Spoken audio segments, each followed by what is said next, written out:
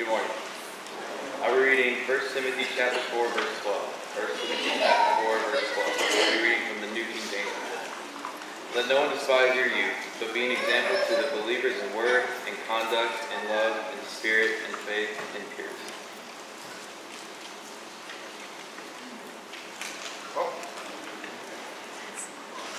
Good. If you have your Bibles, you can go ahead and say open to that passage.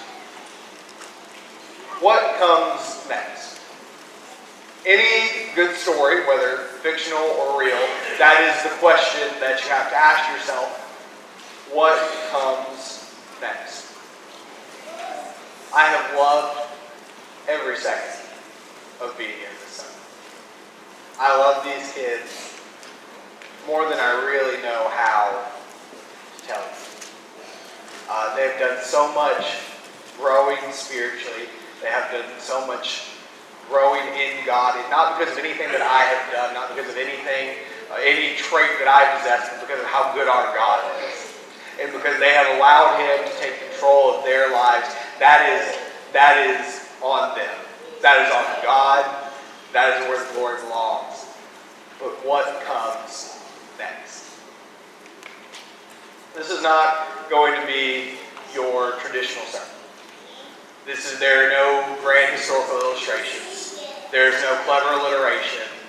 Really, this is more of a conversation, albeit a very one-sided conversation. But a conversation on the state of our children, the state of our kids. And I want to be very clear, this is not a lesson on parenting. I don't know anything about parenting. I haven't done it. This is not a lesson on parenting. This is not a lesson for parents. This is a conversation about our children and our youth. And it is a conversation that we're having as a congregation about what we're doing for them as a congregation, what we're providing for them as a congregation. And because of that, it applies to every single one of you sitting in these pews. Whether you have a kid in the youth group, whether you had a kid in the youth group, whether you're never going to have a kid in the youth group, it applies to you. Because you are a part of this church. You are a part of this family. And they are our responsibility. The sky is falling. Church doors are closing. If you have at any point in your life decided, you know what, I'm interested in the growth of Christianity. I'm interested in how Christendom as a whole is doing in the United States today, then you know that is the case. I'm not trying to be defeatist. I'm not trying to be a pessimist, but that's just honest. Christianity, the Christian lifestyle as you and I know it, is dying in America. That's just a fact. Let me throw out some numbers for you. If you're like me, that makes a difference to you. Most churches in America are not growing. Between 2007 and 2014, the Pew Research Center found in a study that there was an almost 10% decrease in those 7 years of people professing any sort of Christianity, while there was a 15% increase in those claiming to be religiously unaffiliated, atheists, agnostic, so on and so forth. Young adults, people between the age, at least in this study how it was set up, between the ages of 16 and 28, make up about 22% of the Earth's population. In the Church of Christ, they make up less than 7% of our congregations. We read that verse, 1 Timothy 4, verse 12, because it gives us a goal. It tells us what we want. We want a church full of Timothys, right? We want young people who are going to go and they're going to lead and they're going to go to heaven most importantly. And the sad fact of the matter is, we don't have that. If you've ever heard, there's a book called Why They Laugh, and I recommend that everyone reads it because it's a book on youth and kids in the Church of Christ and how we're doing with our kids and how we're doing with people, youth groups. And let me throw out some numbers that are specific to the Church of Christ. The average age of members above the age of 30 is constantly increasing. It is consistently increasing, while the average age of members 20 and under who are involved is averagely decreasing. And not a little bit, but to the point where on average, when kids turn 18, there is somewhere between a 50% and a 70% chance they will leave the church. There is somewhere between a 50 and 70% chance that they will, as soon as they leave the house, they will also leave the Lord. And it is very easy to disassociate from those numbers. It is very easy to not understand the weight of 50 to 70% of our children not being faithful if you just think of it as numbers. But I want you to understand the weight of that. I want you to understand what that means. Madison, Adam, DeForest Nixon, Asia, Cole, Allison, Jenna, Robin, Kayla, Christian, Kyle, Haley, Jack and Ralston, Riley, Evan, Amari, Caleb, Amanda, Elise, AJ, EJ, Ashley, and Bree. That is, as I know it, the 25 kids, just about roughly, who are associated with the youth group in Rocks. Let me ask you, which 12 to 13 of those are you comfortable losing? Look at these kids right here. Which ones are you comfortable with not being in heaven? Because I'm not comfortable with that. And I hope you're not. Because they are wonderful children. And they're souls. They have so much value intrinsically in that fact. They are souls. We know what our goal is. We want them to be in heaven. We want them to be there. Can we also admit the problem that we are facing? In the church, let's be honest here, in the church, we're not doing a good job of keeping our kids. You can put whatever spin you want on it. You can come up with all kinds of reasons that youth are not coming to the church. The fact of the matter is you don't lose 50 to 70% if you're not doing something wrong. It's that simple. Can we also be brutally honest with ourselves this morning? Can we take a real honest look in the mirror and ask ourselves, not about the church of Christ as a whole, but here at Warner Robins, what are we doing? I have talked to so many elderly people, elders, deacons, parents. Most importantly to me, I've talked to the kids. I'm going to verbalize something that I think we all know, that I've heard expressed to me in so many different ways and so many different forms by so many different people and so many of these different groups. Let's verbalize together a fact that I think we all know, but none of us really want to say. We are not doing everything we can do. I don't want to give off the impression that there are some people who aren't. There are some people who are doing everything they can to give these kids the best shot that they have. But for the most part, by and large, as a congregation, we're not doing everything.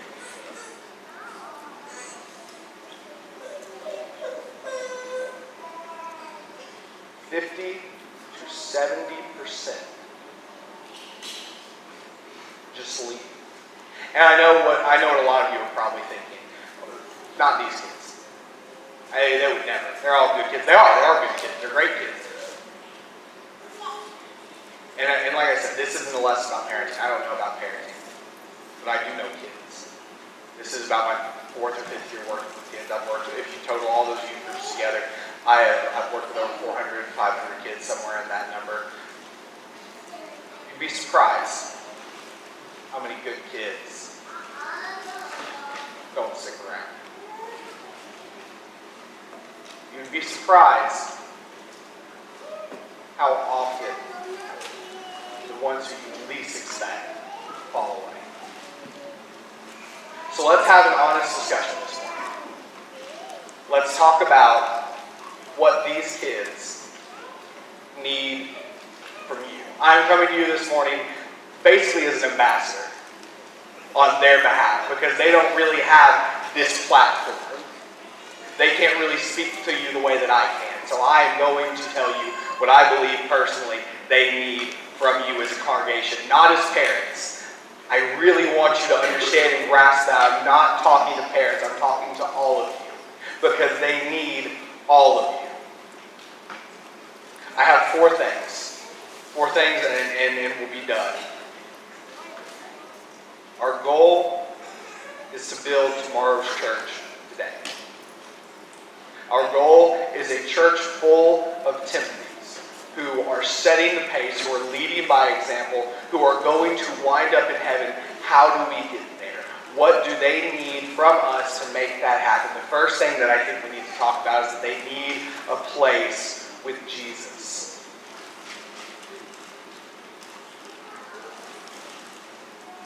A place with Jesus. Not just a place that teaches about Jesus. Not just a place that professes Jesus. Not that those things aren't important, they are. But they need a place with Jesus. I'm talking about a place where they see it lived out and a place where they see it practiced. Whoever says he abides in him ought to walk in the same way in which he being Jesus, walked. 1 John 2:6. So are you living it out? Are you walking the walk? Let me let you in on something that I don't think everyone here is aware of. They are watching all the time. And they see so much more than you realize. They are aware of so much more than you realize. I've been asked all summer how I learned so quickly about everyone here and what's going on and who likes who and how all these relationships work. It's because I spend my day talking to your kids. I spend my free time hanging out with your children, and they know, and they tell me. They see all the good things you do, but they also see the not so good things that you do. And yes, they are aware of the petty drama. And they are aware of the fights and the squabbles and who likes who and who doesn't like who and who feels this way about this pressure point subject in the church. They do know all of that. And they know, in case you're wondering, when people are just talking and when people are actually living it out like we see in 1 John 2:6. It's crazy. I don't know how it works in kids because I don't see this translate over to adults all the time, but kids smell hypocrisy. Kids sense it. It's like a sixth sense. They know when it's present. So is it present in me? Is it present in you? Obviously, you need to live out your own spiritual life for your own good. You need to work out your own salvation with fear and trembling. We know that. But you also have an obligation to these kids. Because how you live your life, the atmosphere you create, the way you show Jesus or don't show Jesus affects them. Because they are watching you and they are looking for that in you. They need, second, a place to serve. What opportunities do they have? Teens get this reputation for being lazy, and yeah, they kind of deserve that for sure when it comes to things like schoolwork and stuff. But something else that especially this generation has a reputation for is being a bleeding heart generation. And a lot of times that is painted in a negative light. But I think for these kids, it is a strength. This is a generation of compassionate, motivated by love children, teenagers. That's what they want to do. They want to do good things. When they have opportunities like work days, they are all about that. So what kind of opportunities for service are you giving them?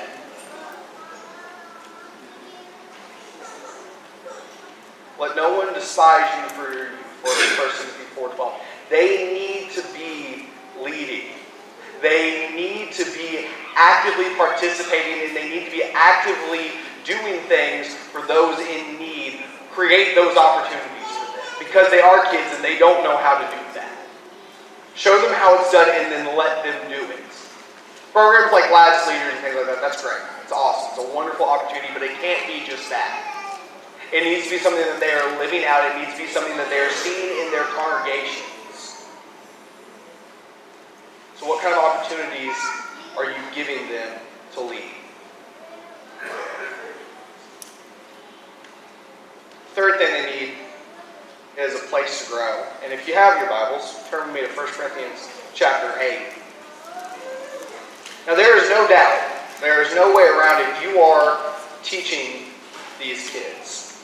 I would never say otherwise, but I would ask, are you giving them what they need to grow? Read with me 1 Corinthians 8, verses 4 through 8. Therefore, to the eating of food offered to idols, we know that an idol has no real existence and that there is no God but one, for although there may be so-called gods in heaven or on earth, as indeed there are many gods and many lords, yet for us there is one God, the Father, from whom all things and for whom we exist, and one Lord, Jesus Christ, through whom are all things and through whom we exist. However, not all possess this knowledge.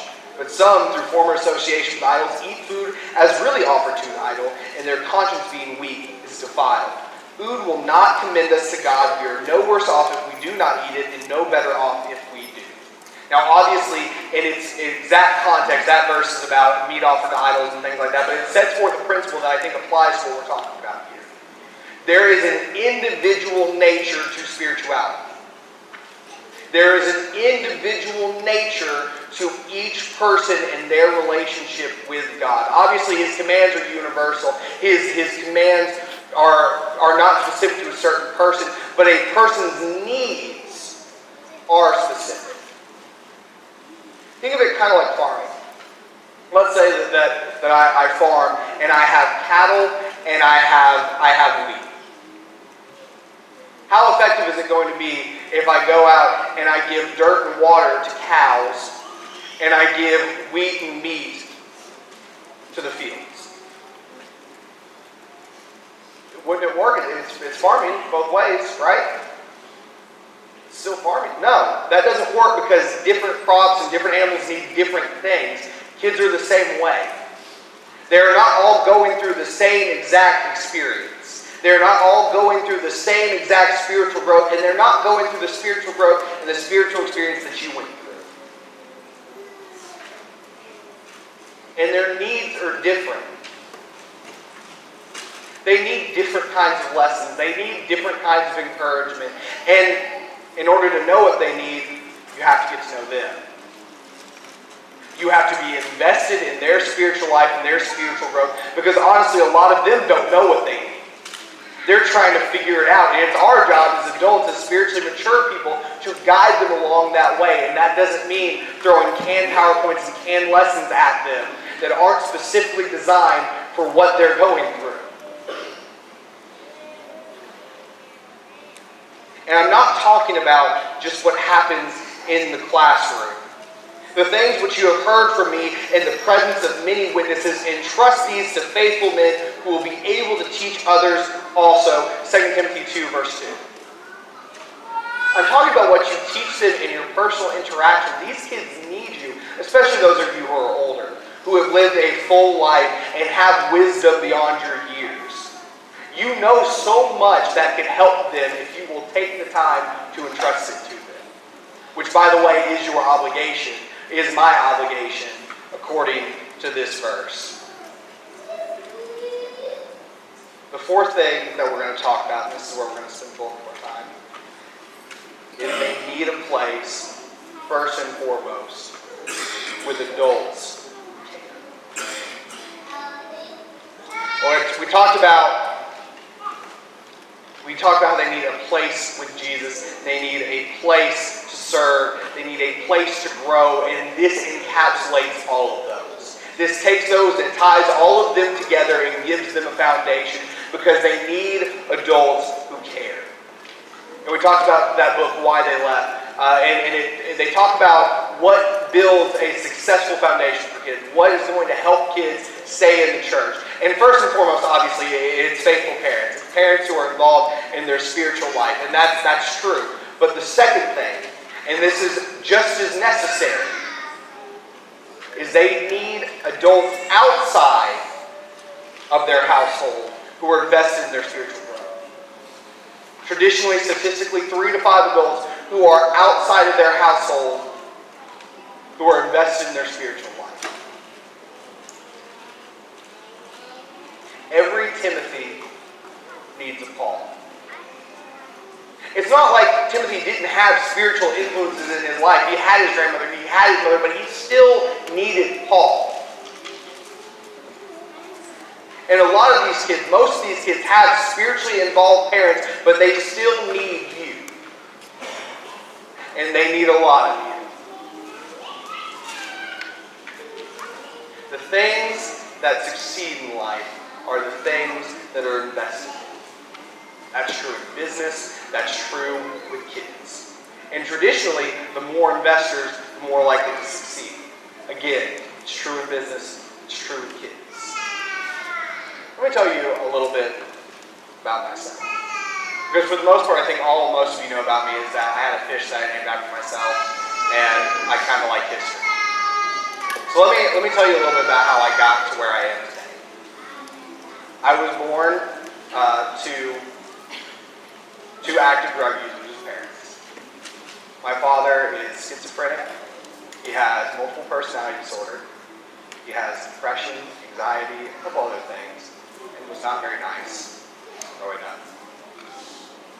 My mother got clean when she was pregnant with my sister. I have a 4-year-old sister, for those of you who don't know, so that was my senior year of high school. I spent most of my early life with my grandparents, my grandfather, my grandmother, until my grandfather, one night I was in his room talking to him, and he had a heart attack and passed away. Just out of nowhere. Came from the wind. I grew up alone. I grew up without any real rules because there wasn't anyone to take care of me. And so I did what I wanted. Most of what I wanted wasn't good. And most of the things I did weren't good. I was a bad kid. And the only reason I am here today is because my mom finally had enough. She couldn't do anything. She couldn't punish me. I wouldn't let her. And she couldn't get a hold of me. She couldn't rein me in.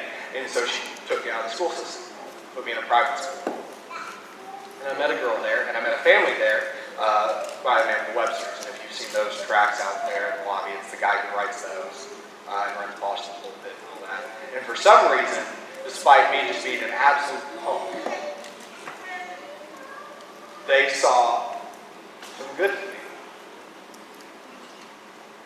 And they invested in me, and they stuck with me. And let me be clear, that was not a very easy process. I did not want the gospel. I did not want Jesus. I did not want the church. But they were persistent because they saw some glimmer of goodness in me. And it changed everything.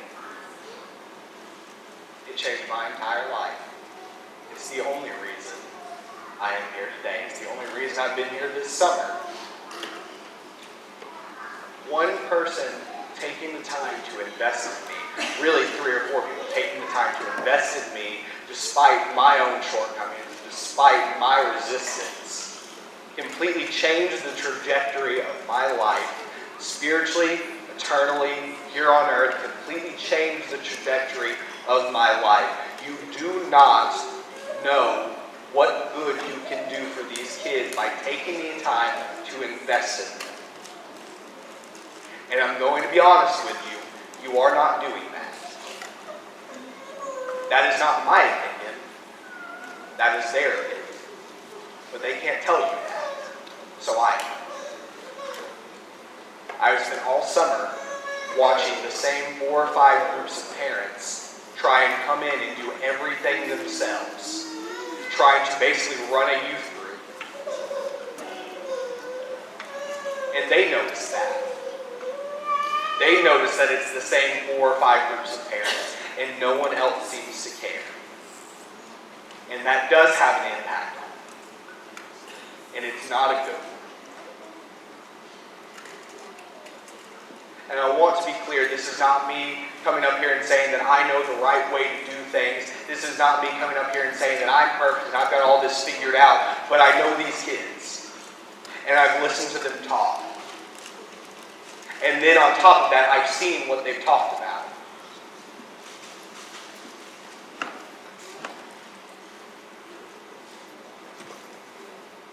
I want you to stop for a second and think.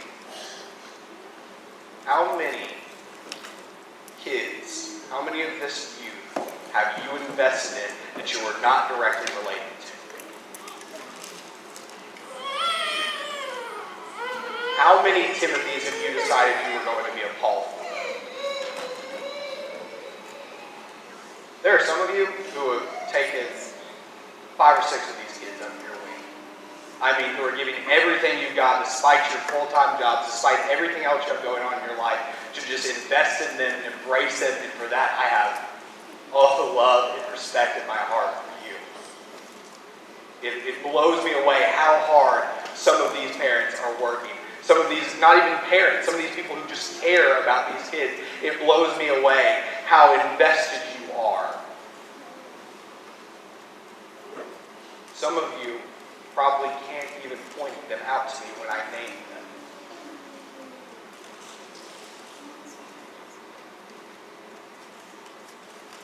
You never know who you can change, who you could help. And in a time where they are constantly barraged by social media and bullied at school and torn down and just hurt, they need you. They need this church. They need this youth group. They need God, and they need people showing them that. Can you do that for them? I know you can. I know you can. And they're worth it. Oh, they're worth it. They are so wonderful. You just get to know them, and you're going to love them. They need that.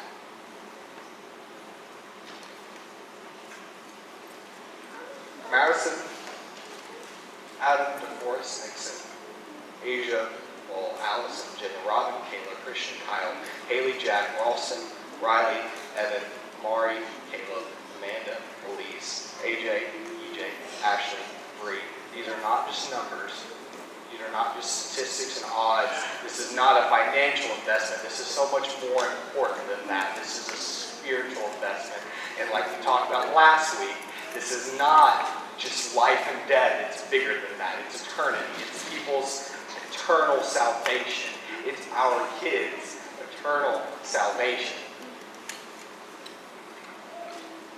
We are not doing everything we can.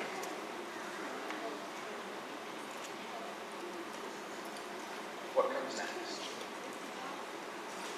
I don't know. I pack up, go back to school. For me, that's what comes next. What comes next for them? What do you do now? How are you going to help them stick around? How are you going to make a difference in their spiritual lives? How are you going to be Paul to their Timothy? That is something that every single one of you has to decide for themselves. Please do not just let this be something that you hear and that you never think about again. Because if that's all this is, if we continue and we let things go the way they have been, and we just go back to normal and we let them think for ourselves, where are they going to be in 5 years? Where are they going to be in 10 years? Where are they going to be in eternity?